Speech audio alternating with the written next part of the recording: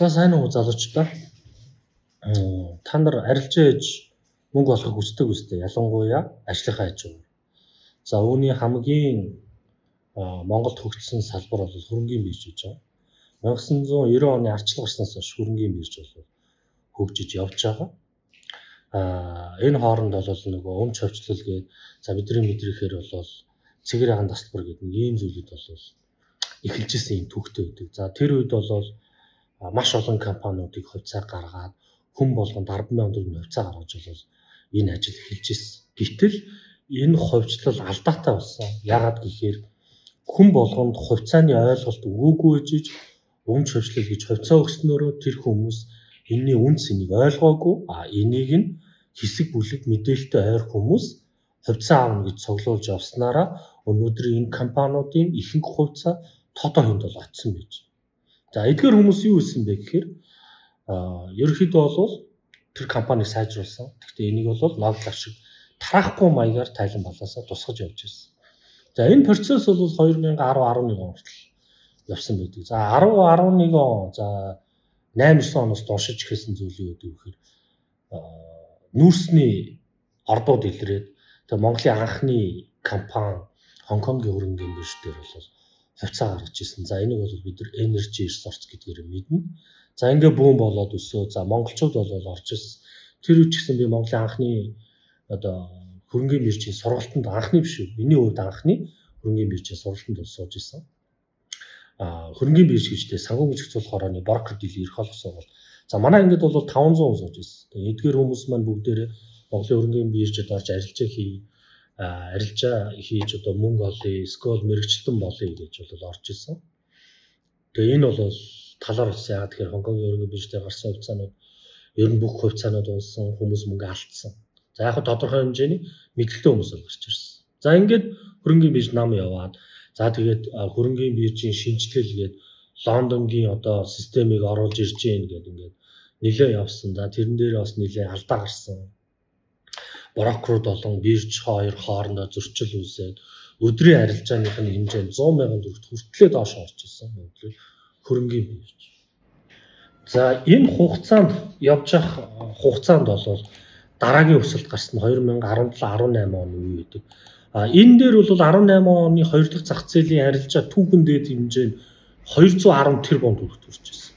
Жилийнхэн шүү дээ. Энэ бол хай юм шээс. Тэгвэл хэдүүлээ одоогийн байдлыг. За одоо энэ хүснэгтэр харах юм бол энэ 20 оноос авсан судалгаа л да. Ковид үе. За 300 тэрбум гарч ирсэн юм байна. Юуны хувьд болохоор 21 онд бол 230 тэрбум. За тэгээ 22 онд бол бууралцтай 167 тэрбум.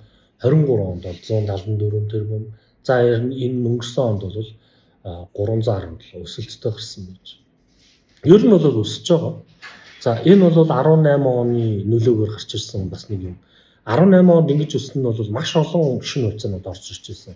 За бидний санаж байгаагаар бол iTools, Lendman, Монгол Базар, Өсгөл Алтан дуулга, Эрдэнэ Resource, Мандал, Uniscore, Түмэн шувууд, Mons гэдэг ч юм.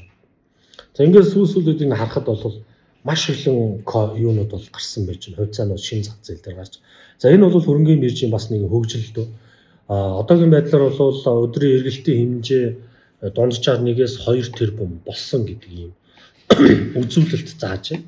Тэгээ энэ дээр ялангуяа 22 он дээр бол хоёр дахь зах зээл буюу хувьцааны зах зээлээс харьцуулахад бол анх дахь зах зээлийн арилжаа 18 онд бол анх дахь зах зээл бол маш өндөр байсан бол за 21 он 22 онд бол юуны арилжаа айгүй өндөр орж ирж ирсэн.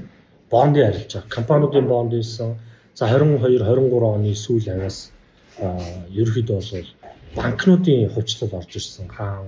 Хаас голомт богд гэх хэмжлэг.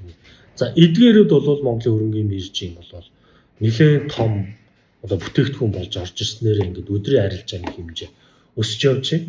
За тэгээд ингээд харуул их сайхан зүйл харагдаж байна. За тэгвэл бид нар өнөөдөр юг харъя л да. Арилжааны за түүх гэж байгаа. Монголын хөрөнгийн биржийн. За өнөөдрийн арилжааны түүх. За өнөөдрийн байдлаар аваад үзэх юм бол нийт арилжааны дүн маань 2 тэрбумыг арилжсан. Энэ бол мундаг дүн. За эндээс ингээд идэвхтэй арилжаалагдсан хамгийн хөсөлт үзүүлсэн гэдэг. За ер нь бол Монголын хөрөнгөний мэргэжлийн бүтээгдэхүүнийг дээшээ 15 доошоо 15 гэдэг дээр ордог. Гэхдээ яг ингээд тоог нь өсөөд байгаа боловч оролцож байгаа хүмүүсийнх нь эзлэх хувь нь бол ер нь хувь хүмүүс их багассан бол. Том аж ахуй нэгжүүд бол айгүйх орж ингэж ордог болсон байж байгаа. За яагаад хувь хүмүүс орохгүй? За мэдээж хөрөнгөний мэргэж рүү ороход хоёр зүйл харж байгаа л да. Мэдээж ноогдол ашигт хараалт. Ноогдол ашигт хараалтан дээр бол нэлээд гайгүй болж эхэлж байгаа. Ер нь харьцангуй бас өмнөх үетэй харьцуул эрүүлжиж байгаа. Хоёр дахь ашиг болдог зүйл нь мэдээж хэлбэлзлээс ашиг болдог. За тэгвэл хэлбэлзлээс ашиг болж байгаа зүйл дээр юу болж байгаа вэ? За хэдүүлээ юу харъя? Өнөөдөр ярилж байгаа нэг за хүснэгт хийж байна. Зүгээр жишээ. За энэ дээр голомт за апуг харчих. Ер нь бол апу Монголдо хөрөнгөний зах зээл дээр нэлээд 8.1 бүтээгдэхүүн байдаг. За ингээд чартыг бид нар гүйлгээд харъя л та энэ дээр. Зүгээр ийм шулуун шүү. Тэ? За 24 оноос за 20 оноос 24 энэ харж байна. Зүгээр ийм. Энэ ингээд нөгөө жил мэлээр харж байгаа учраас ийм хэлбэлцтэй харагдаж байгаа боловч яг одоо өдрийн хэмжээгээр хараад үзвэл энэ маш арилжааны итэх байхгүй ийм байна. Тэгэхээр энэ дээр хүн ороод яах вэ? За жишээ нь над дээр ирж исэн нэг ахын жишээ өгдөг л да. Ах бол одоогоор 80 гарсан хүн байдаг. Тэгээд Монголын хөрөнгөний мэргэж шүүж जैन хөрөнгөний мэргэжд бол оруул ингээд мэдээллийн дагуу орсон. За ах бол 2019 онд гэхгүй. Би 3 жил хөрөнгөний мэргэжд орсон. 3 бирж ороход би 25 сая төгрөгийг 3 жилийн даа. За та яаж авсан бэ хувьцаа? Би брокер очоод брокерын санд болгосон. За апо авгаа, суу багнуур гэдэг ингээд зөвлөдөг цайны хувьцаанууд байдаг. Тэднийхэн дагуу авсан юм аа. Тэгээ үн унаад тэгээд миний хувьцаа 3 жилийн дараа 5 сая төгрөгтэй үлдсэн.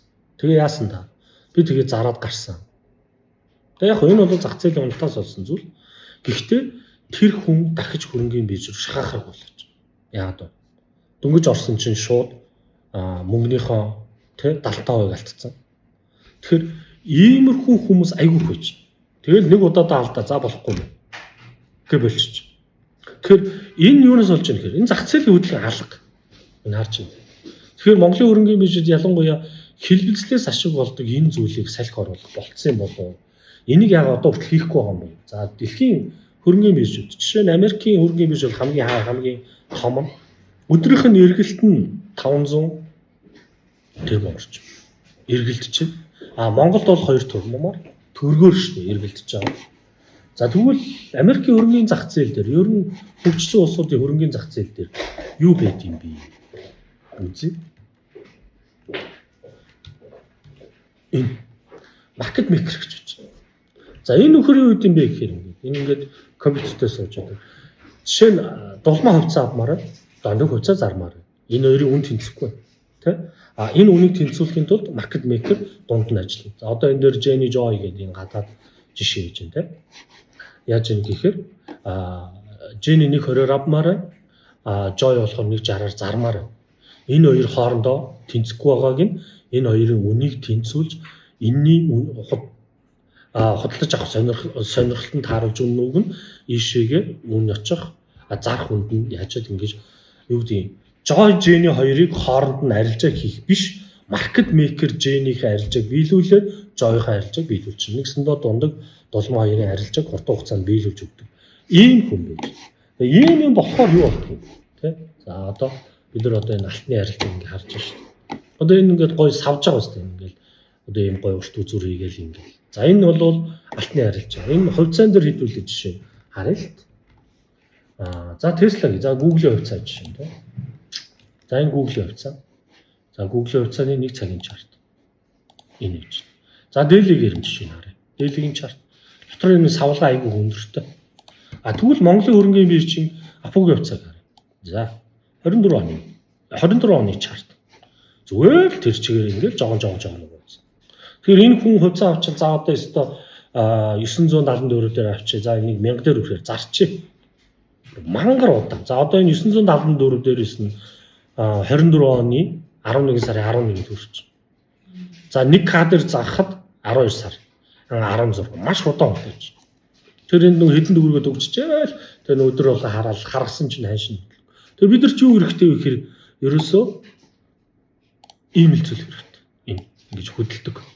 Яг хуу өмнөх үетэй харьцуулахад арилжаа нэгтгэх ихсээд, волюм ихсээд, гоё болж байгаа ч гэсэн яг жижиглэнгийн худалдаа ордог арилжааг сонирхолтой болгож ийм хобби болгож те яг мэрэгжил болгодог хүмүүсийг оруулж ирэх юм юу?